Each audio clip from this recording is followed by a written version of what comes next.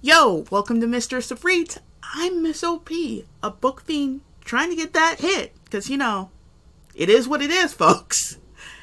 So, I realize that this isn't really May, but it's my party. I can do what I want. It's our party, we can do what we want. It's our party, we can say what we want. It's our party, we can love what we want. We can kiss what we want, we can screw what we want. So, this is the May wrap-up. And yeah, I'm doing a May wrap-up now, even though I didn't do the To Be Read list, but it's like this. I really don't like doing To Be Read lists because it's a bit like being in an orgy doing foreplay. It's like, I should be getting off by now. This is just putting me off the mood. Can we just get there? It's an orgy. Come on. You see, this is why we'll never have sponsors, and our only sponsors will be theoretical lube and condoms. But whatever, roll with it. Probably wondering about the pictures right now. This is my garden. This is just a piece of it, and it's growing, and you'll see things interplay with it because I garden and listen to audiobooks. That's my thing. That's my jam. So yeah, my next door neighbor sometimes hears loud CD Reiss moaning. Audiobooks, but it is what it is, folks. It is what it is. Thought I wasn't gonna keep it real, but I'll keep it real, yo. So let's get on this May wrap-up list.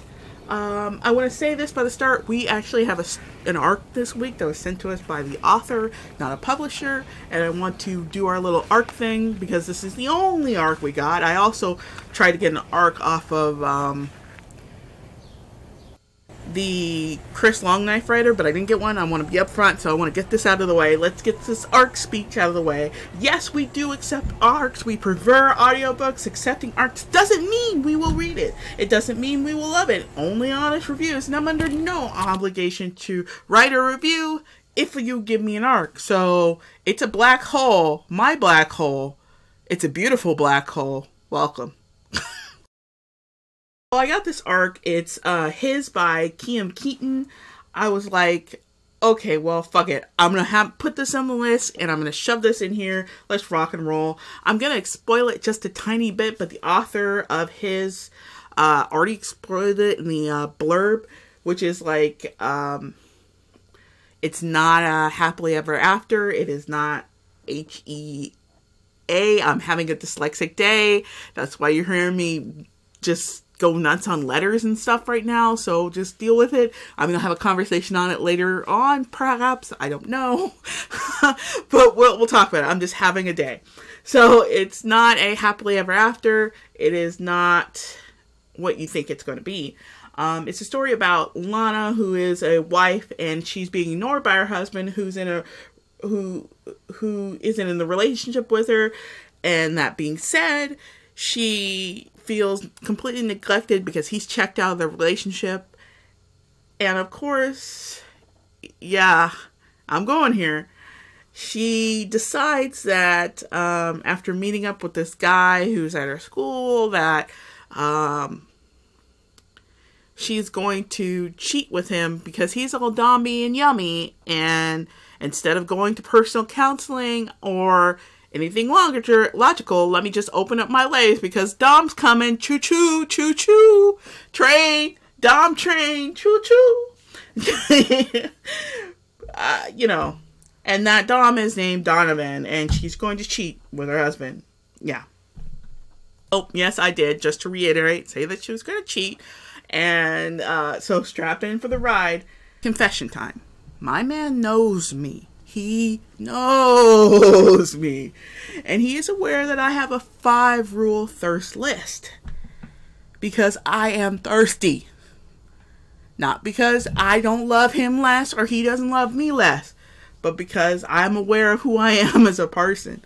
My entries onto my list are David Gandy, who got me through 2 years of celibacy. Gabrielle Union, Beyonce, Idris Elba, and Selma Hayek. Honorable mention goes to Jill Scott. I got a lot of lust to give. Just call me, girl. Call me. Yes, that was thirsty. Don't judge me. We all have some thirst list, if we're honest. Just a couple that just can't be passed up. without some serious soul searching. And yeah, you're probably gonna pass them up anyways if the offer came, but you still gotta make that list, y'all. Still gotta make that list. And if I'm gonna be honest with myself in my relationship, shit, if it was Gabrielle Union, I'm pretty sure my man would watch. So whatever. We keep it this channel 100, okay? Just 100. Thirst is unholy.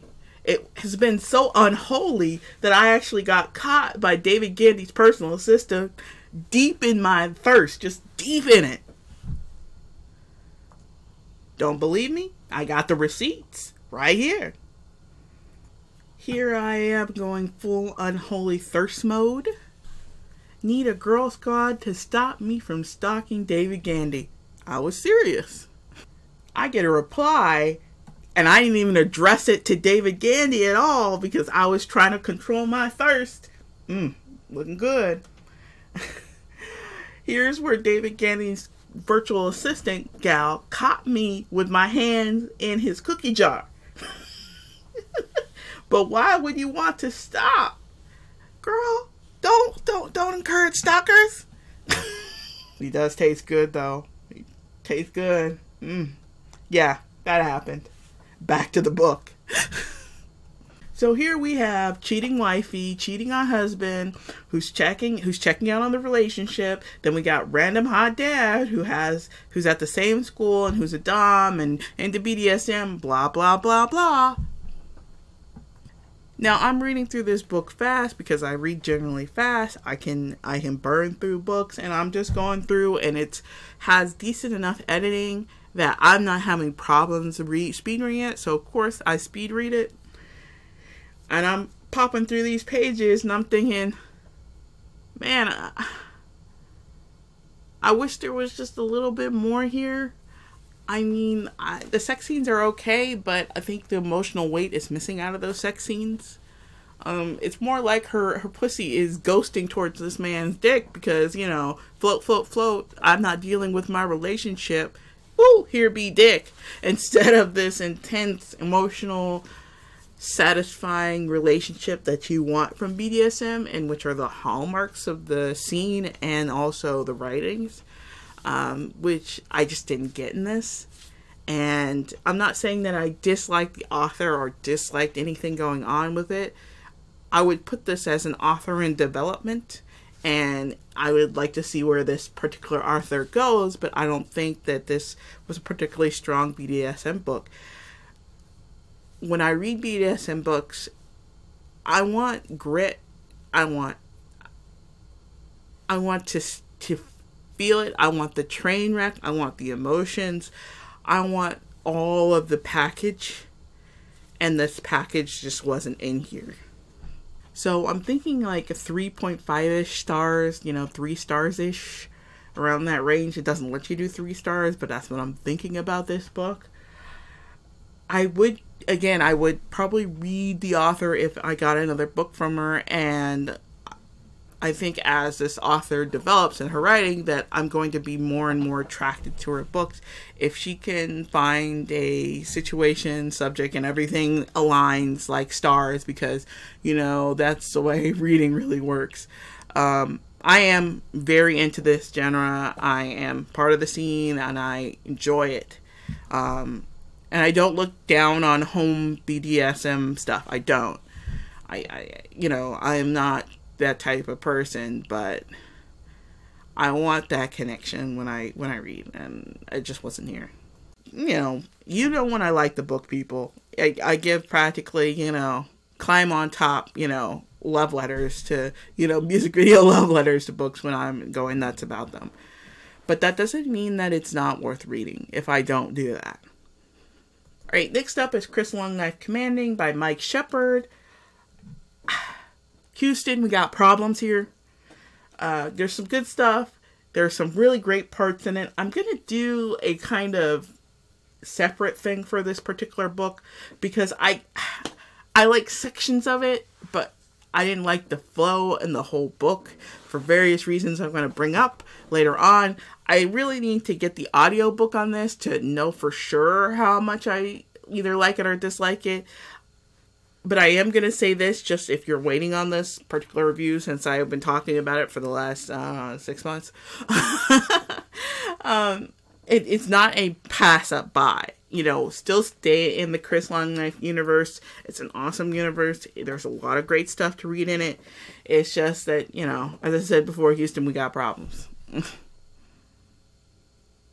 Next up, I'm about halfway through Psycho Infected: The Walls Within on Kindle. Unlimited read on my man's iPad, which I stole. Gotta do what you gotta do sometimes.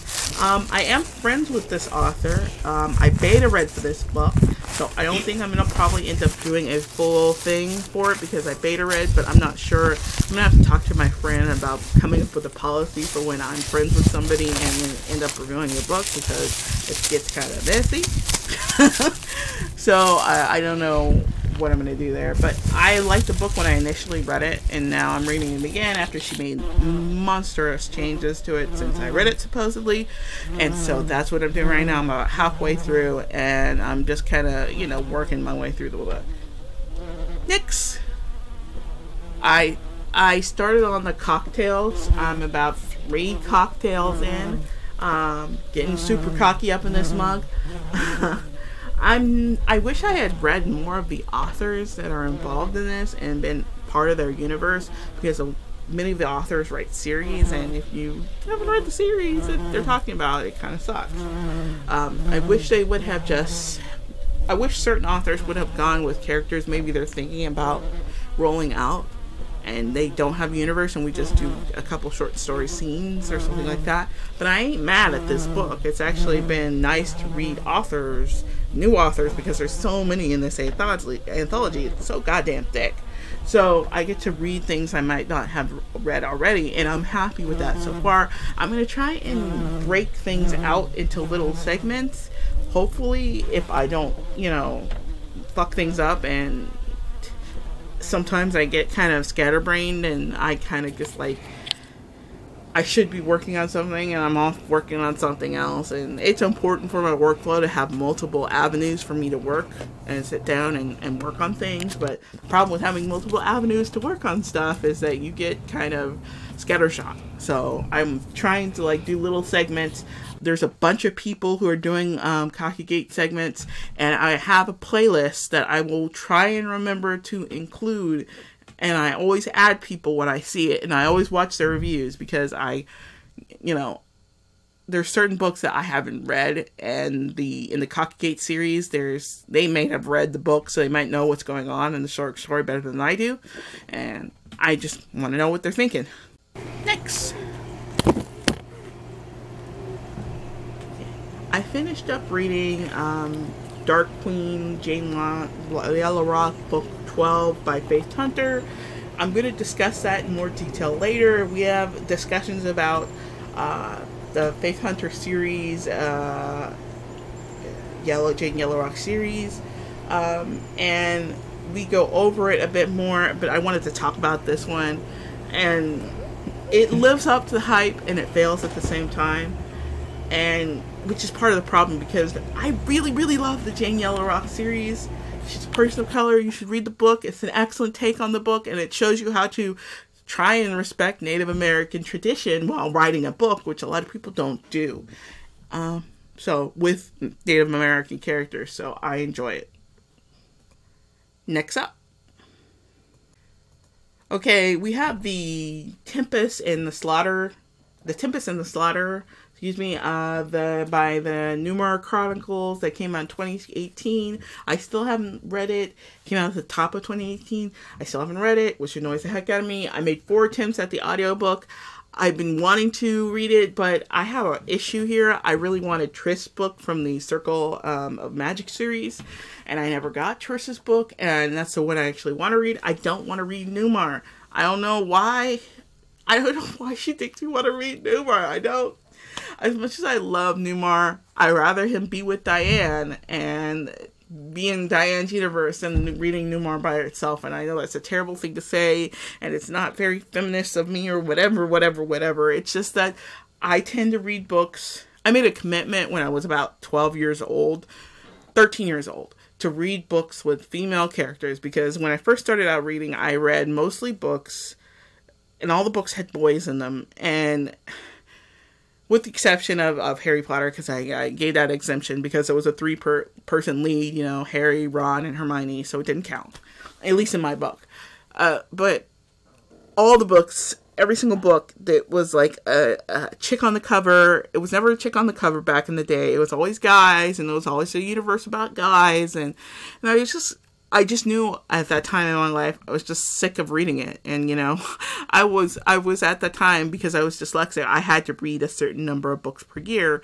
So I was above the reading limit for most people who read books regularly. You know, I was reading like 100 to 120 books per year, reading myself out of dyslexia.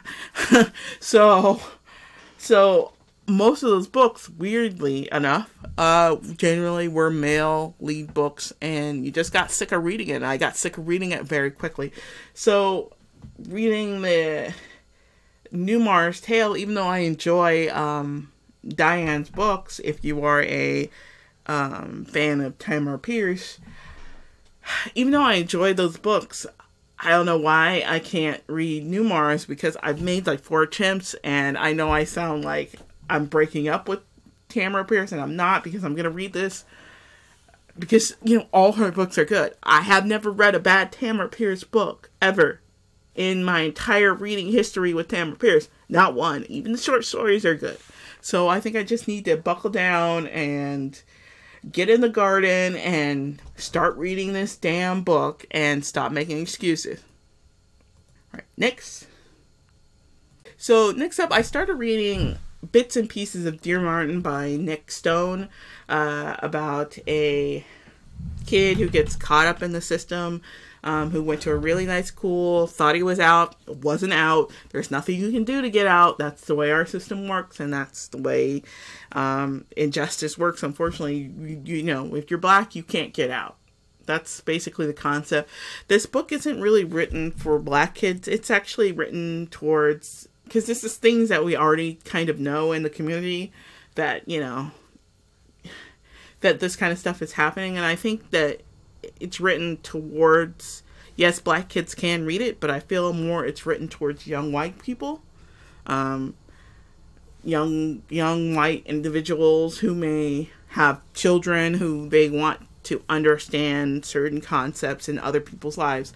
I think it's very important to step into other cultures and, you know, see how the other half lives, see what it's like. I highly encourage it. It makes for a more peaceful planet when you actually make an effort if you're a parent.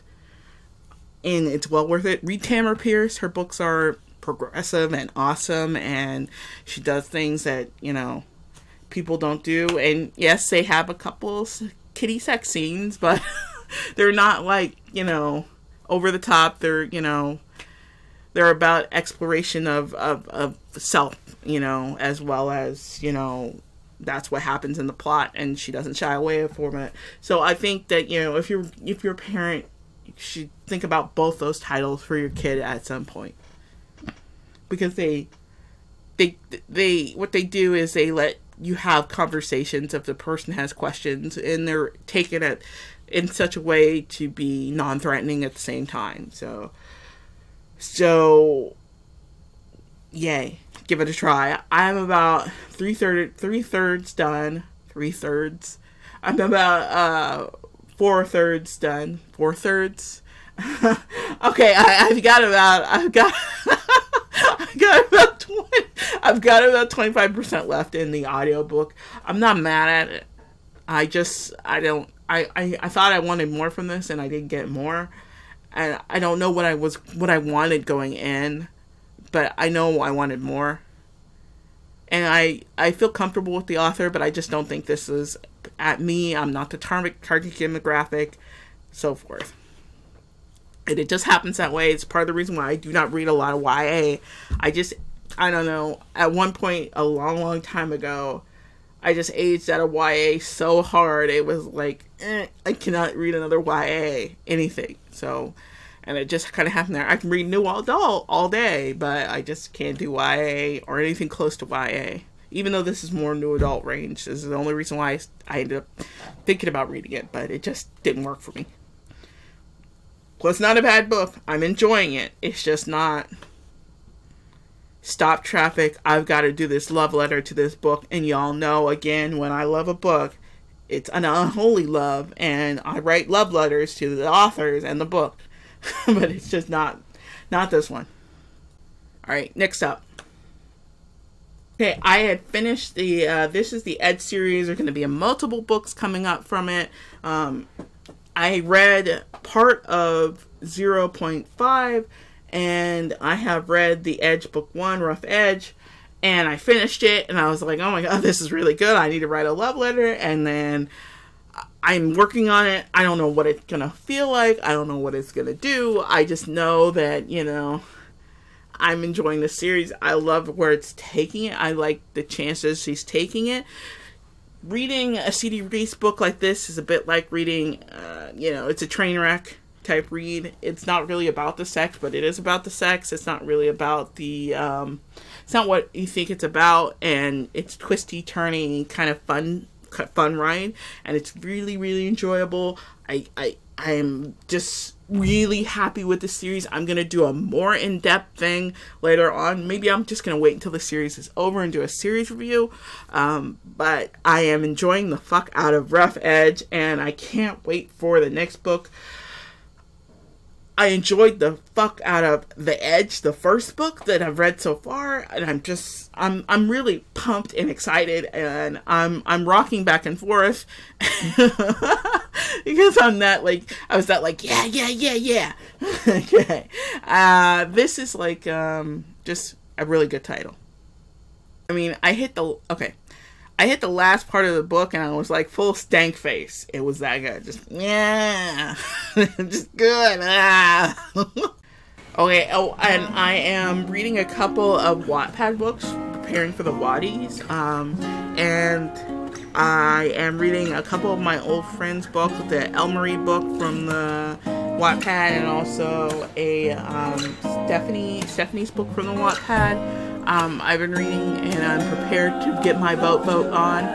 I'm excited for the Watties this year.